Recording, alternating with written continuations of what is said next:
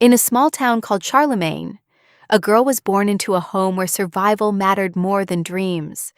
On March 30th, 1968, Céline Dion arrived as the 14th child in a large and loving family.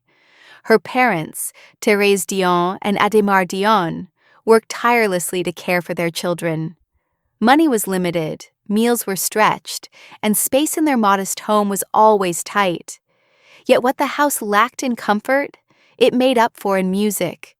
Singing and playing instruments became a daily ritual for the Dion family. It wasn't just entertainment, it was how they stayed connected and hopeful.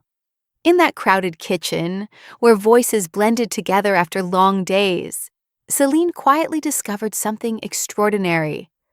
Long before the world knew her name, the foundations of her future were already forming inside a home filled with love, resilience, and song. A voice that stopped the room. Celine's talent revealed itself early, in the most ordinary setting imaginable. At just 5 years old, she climbed onto the family kitchen table and began singing for her relatives. The room grew quiet almost instantly. Her brothers and sisters, used to lively noise and laughter, suddenly listened with amazement. Her parents sensed something special in that moment, a voice that carried emotion far beyond her age. Music had always been part of the household, but Celine's voice had a rare clarity and feeling that stood apart. By the time she was 12, her mother had written a song titled "Ce n'était qu'un rêve," meaning it was only a dream. A simple demo recording of that song was sent to a music manager in Quebec. None of them knew it yet, but that small recording would change the life of a shy girl from Charlemagne and eventually reshape the global music world. The man who took a risk. The demo reached the desk of René Angélil, a respected manager who had already helped build successful careers in the music industry. At first, it seemed like just another tape among hundreds. But when he listened closely, something in the young girl's voice moved him deeply. When he finally met Celine, she was only 12 years old, standing nervously in her family living room. Then she sang. The emotion in her voice was powerful enough to bring him to tears. Convinced the world needed to hear this voice, René made a remarkable decision. He mortgaged his own home to finance her first album. It was an enormous personal risk, but he believed completely in her talent. That belief became the foundation of Celine's career. What started as a professional partnership slowly grew into one of the most influential collaborations in modern music history. From Quebec to the world, Celine quickly became popular across Quebec through a series of French-language albums that showcased her remarkable vocal ability. Audiences connected with the sincerity and emotional depth in her performances. But René believed her future extended far beyond the province. He began preparing her carefully for a global career. She took English lessons, refined her stage presence, and gradually stepped onto bigger stages. A major turning point came in 1988 when she represented Switzerland at the Eurovision Song Contest with the song Ne partez pas sans moi. Performing before hundreds of millions of viewers across Europe, she delivered a powerful performance and won the competition by a single point. That victory instantly introduced her to international audiences. For the first time, the world beyond Canada heard the voice that had once echoed only inside a small family kitchen. The rise of a global superstar. The 1990s marked an extraordinary rise for Céline Dion. English-language albums began reaching listeners around the world, and her voice quickly became one of the most recognizable in popular music. Songs like The Power of Love, Because You Loved Me, and It's All Coming Back to Me Now dominated radio and charts across continents. What set her apart was not just vocal range, but emotional authenticity. Now, when she sang, audiences felt as though she was telling their own stories. Critics sometimes debated her style, yet the public responded with overwhelming admiration. Millions of people connected with her music during weddings, heartbreaks, celebrations, and quiet moments of reflection. Her performances grew larger, her audiences expanded, and stadiums filled with fans who had never met her, but felt personally connected to the emotion in her voice. The song that reached every corner. In 1997, Celine recorded the song that would define a generation, My Heart Will Go On, from the film Titanic, directed by James Cameron. The song became a global phenomenon. Played at weddings, memorials, and countless emotional moments, it quickly became one of the most recognizable songs ever recorded.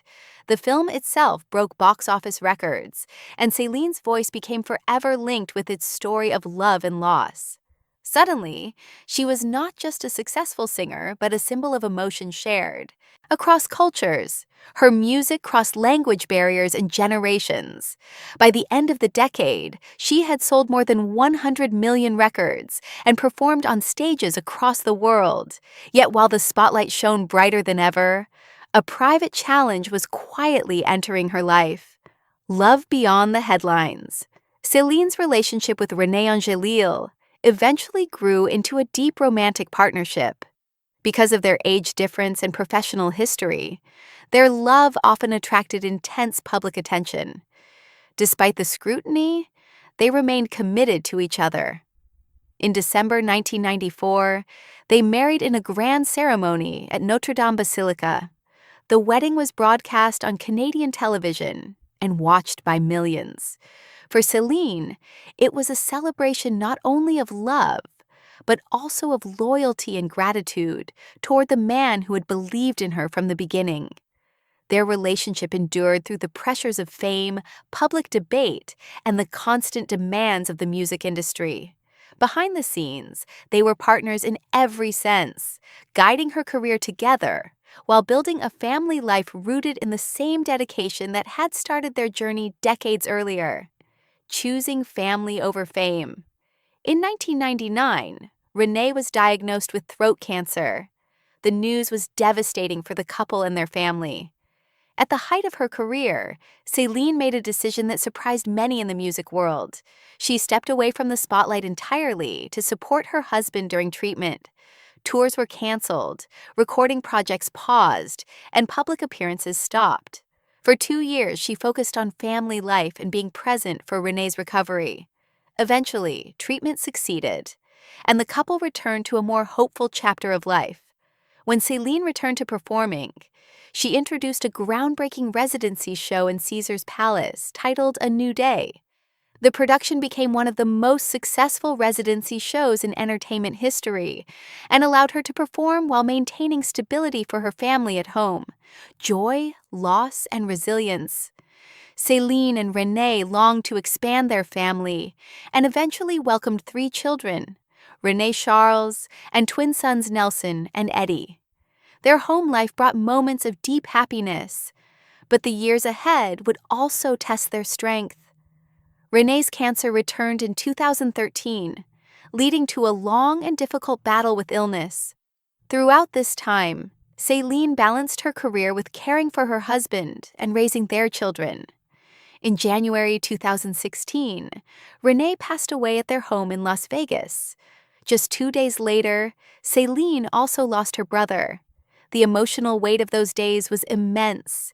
Yet in public appearances, she spoke with grace and gratitude about love and memory. Her strength during this period inspired many people who had followed her music for decades, facing an unexpected challenge. Years later, Celine shared another deeply personal challenge. In 2022, she revealed that she had been diagnosed with stiff person syndrome, a rare neurological condition that affects muscle movement and causes painful spasms. Because the condition can impact mobility and breathing, it forced her to cancel major touring plans and focus on treatment and rehabilitation. For someone whose life had always revolved around performance, the diagnosis was a difficult reality to face. Yet she approached the situation with the same determination that had guided her entire life. With support from doctors, therapists, and her family, she began focusing on recovery and adapting her daily routine. Her openness about the condition also helped bring global awareness to a disorder many people had never heard of before. A voice that refuses to fade. Despite the challenges, Céline Dion continues to symbolize resilience and dedication to her art. In 2024, she made a powerful appearance during the opening ceremony of the 2024 Summer Olympics opening ceremony in Paris, delivering a moving performance that reminded audiences of the emotional power of her voice. The moment resonated with viewers around the world because it represented more than a performance. It reflected perseverance, love for music, and the courage to keep going despite uncertainty. Today, Celine focuses on health, family, and the possibility of returning to the stage again in the future. Her journey from a crowded home in Charlemagne to global stages shows that success is not only about fame. Sometimes, the most powerful legacy is the ability to keep singing, even after life tests you in ways no spotlight can reveal.